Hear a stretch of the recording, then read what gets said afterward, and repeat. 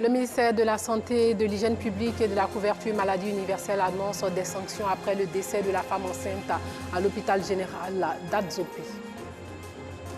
Bonsoir et bienvenue dans le journal. La mort de Biba Zerbo a suscité l'indignation partout dans le pays. Cette femme est décédée en couche jeudi dernier à Adzopé après une négligence des sages-femmes, selon des témoignages.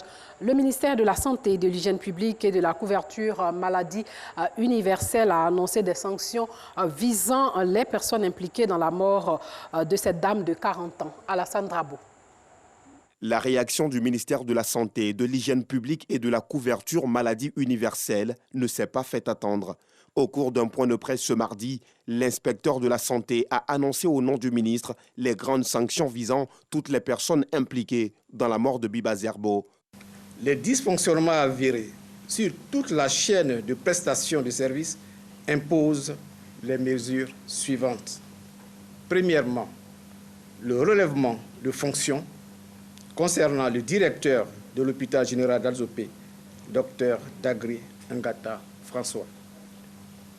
2. La suspension des activités professionnelles du médecin gynécologue Isidore Bli-Bi avec saisine du président de l'Ordre des médecins de Côte d'Ivoire pour les sanctions disciplinaires. 3. La suspension des activités professionnelles des 3 sages-femmes, Madame Malan Né Assoumou Benyan, Madame Ebi Valérie, Madame Kra Adjoua Nadej. Dans le souci d'éviter un autre drame de ce type, Pierre Ongou Demba prend d'autres mesures additionnelles, beaucoup plus institutionnelles. Il s'agit du renforcement du fonctionnement des comités de gestion des établissements sanitaires en impliquant formellement les préfets, les élus locaux et les représentants de la population. La restitution et l'utilisation rationnelle des professionnels de la santé sur toute l'étendue du territoire national, l'utilisation pour les accouchements des lits disposant des barrières de protection. Les modalités d'application seront précisées dans les actes réglementaires qui seront pris à cet effet.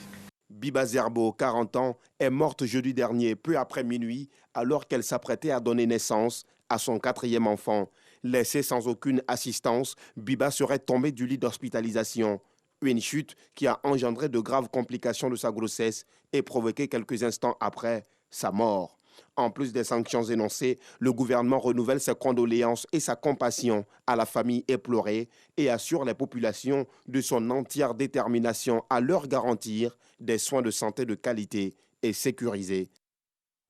Revenons sur les faits où cette femme enceinte a perdu la vie le jeudi dernier à Adzopé, dans la région de Lamé. Elle s'appelait Biba Zerbo et avait 40 ans. Ce jeudi soir donc, Biba s'est rendue en parfaite santé à l'hôpital général d'Adzopé pour y rencontrer son médecin et donner naissance à son bébé. Les sages-femmes de garde ce soir-là lui ont administré quelques soins avant de la laisser seule dans la chambre selon les témoignages.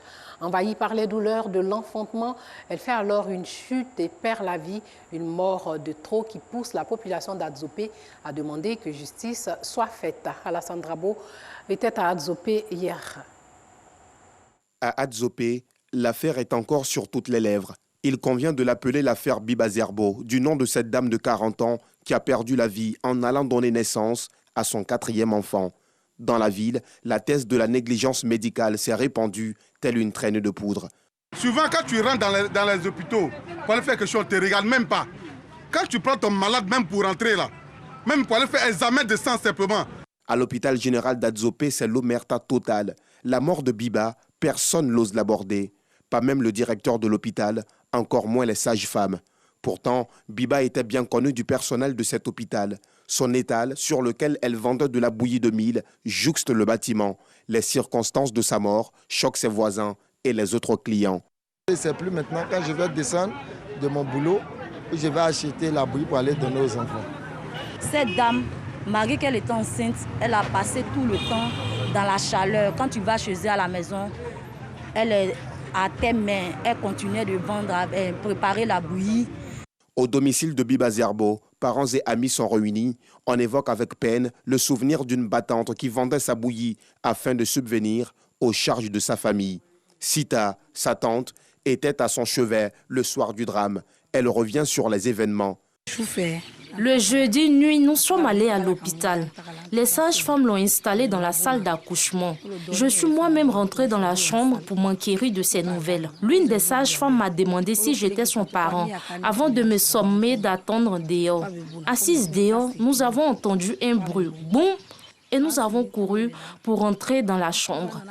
Elles ont essayé de la soulever, mais elles n'ont pas réussi. Elles nous ont demandé de sortir. Ensuite, elles m'ont demandé de venir les aider à la relever du sol.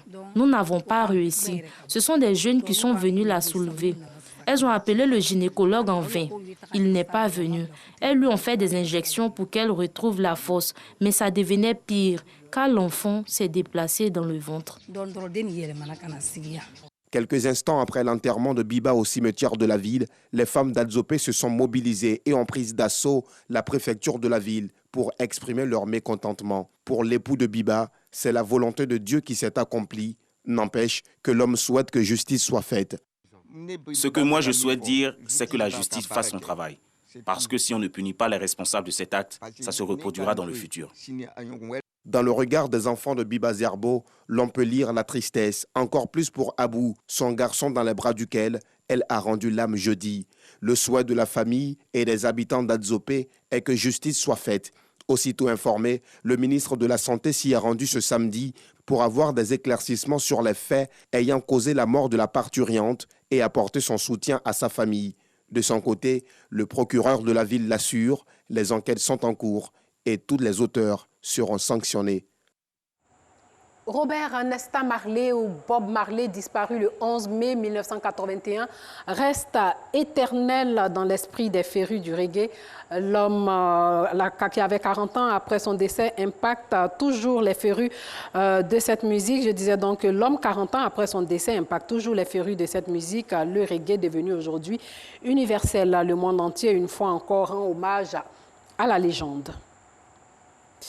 Le 5 et le 6 avril dernier, les tornades ont fait plusieurs dégâts matériels dans le département de Nation, dans le nord-est du pays. Maisons, écoles et autres édifices publics ont été détruites. Après cette tornade, 152 ménages sont sans abri. Le gouvernement a dépêché la ministre de la Solidarité et de la lutte contre la pauvreté, Miss Belmondo Dogo, pour apporter son réconfort et son assistance aux sinistrés. Des vivres et non-vivres d'une valeur de 15 millions de francs CFA ont aussi été remis aux victimes des 5 villages frappés par cette tornade. La cérémonie s'est déroulée dans le village de Saboupa, à la lisière du parc national de la Comoé. Le reportage de Clément Boko. Voici ce qui reste de l'école primaire publique de Saboupa.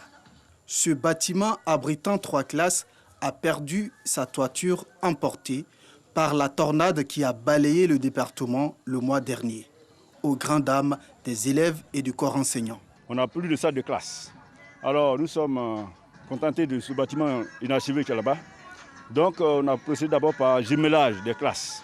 CP1 et CP2 dans la même salle, CE1 et CE2 dans la même salle, et CM1 et CM2 dans la même salle. Comme Saboupa, les villages de Siwe, Koutouba, Alanikro et Sominassé n'ont pas été épargnés par ce vent violent. Conséquence, 152 familles sont désormais sans abri.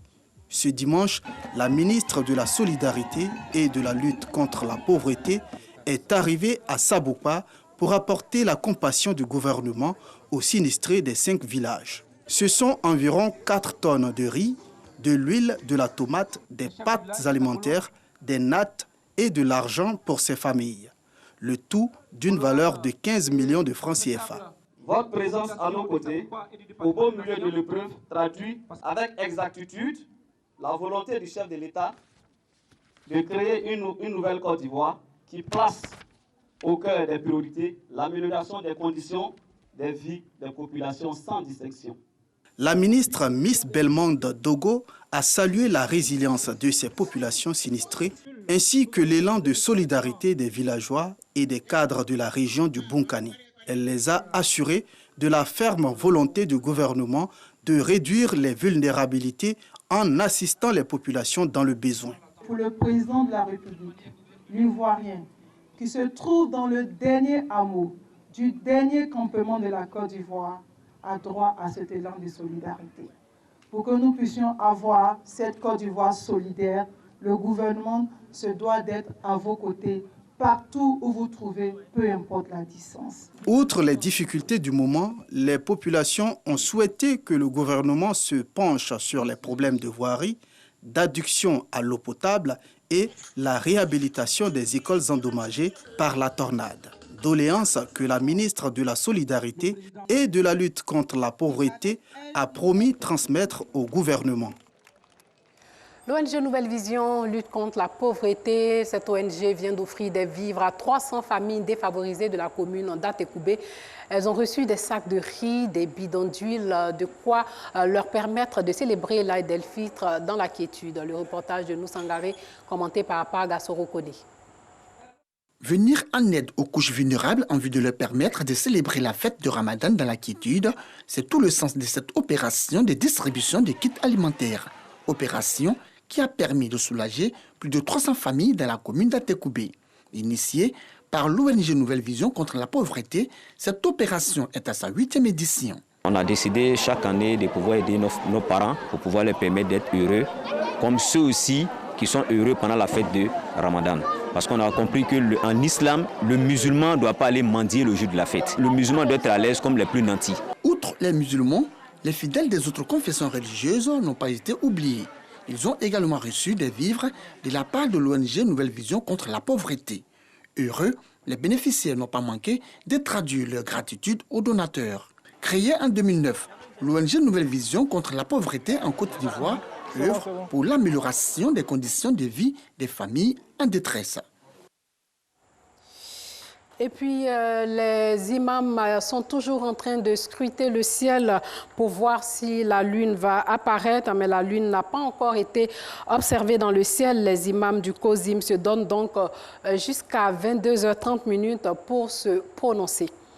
Avant de nous dire au revoir, sachez qu'aux États-Unis, en Alabama plus exactement, le charbon vecteur de pollution et d'emploi, Jennifer Chelser, une habitante de l'Alabama, habite à côté de la centrale électrique la plus émettrice de gaz à effet de serre des États-Unis, mais elle serait probablement prête à se battre pour qu'elle ne ferme pas. Et puis, le bras de fer entre parents d'élèves et l'archevêché se poursuit. L'archevêché qui a décidé de démolir l'externat Saint-Paul primaire du plateau et de construire à la place un centre commercial, ce qui n'est pas du goût des parents d'élèves de cet établissement d'excellence créé en 1956. Après donc une rencontre avec le vicaire général qui a accouché d'une souris, les parents d'élèves ont fait un sit-in ce matin devant l'externat. Non, c'était plutôt hier matin devant l'externat Saint-Paul pour encore une fois protester contre la démolition de ce temple dit savoir, et il compte faire un sit-in devant la cathédrale Saint-Paul le jeudi prochain. Le reportage de Joël Gosset, le reportage complet de Joël Gosset dans notre édition de 19h de demain qui sera présentée par Maïsako. Voilà, c'est tout pour ce soir. Merci de nous avoir suivis autant pour moi. Portez-vous bien.